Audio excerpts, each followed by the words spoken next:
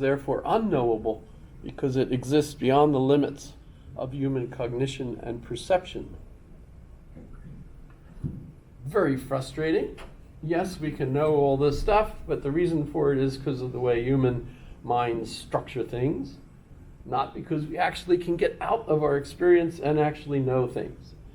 Well, I'm glad to announce to the class that along comes a generation of philosophers headed by Hegel, who is going to solve this problem and carry the flag, waving it ahead of the parade to the very pinnacle of knowledge itself.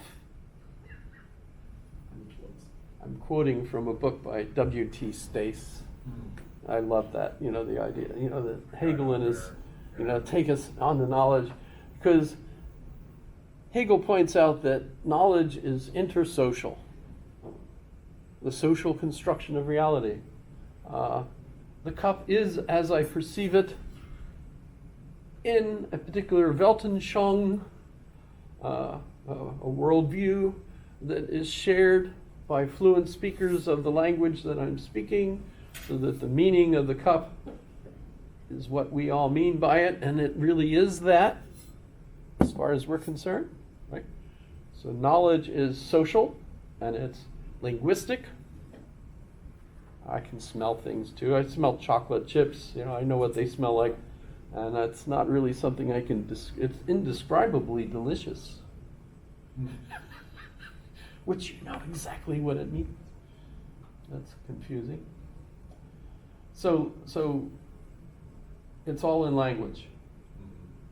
It's the culture, the language, and while Kant thought, he had it describe all humans, this is universal. Now, of course, we've also, as we've talked about it, the different languages give you a different universal experience. Or it's not a universal experience, it's a cultural experience.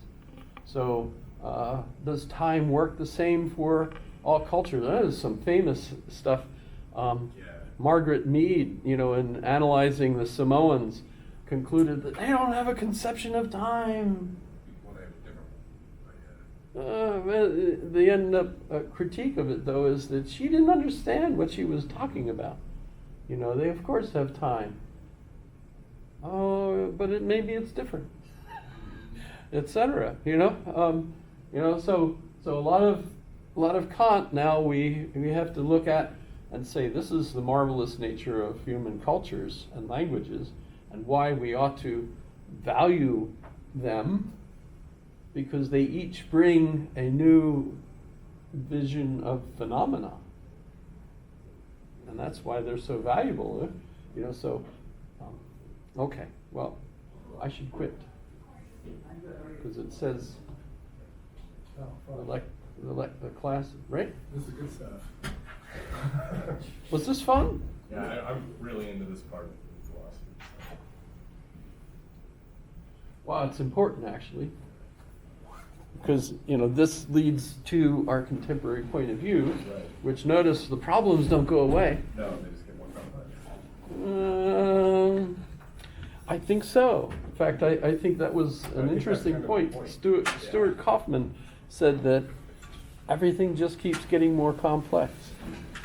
Everything does. Well, what does that mean? That's like my thing. Like, why are things when the more we try to simplify something, the more complicated it gets. Thank you. Have a good weekend, actually. Have a good weekend.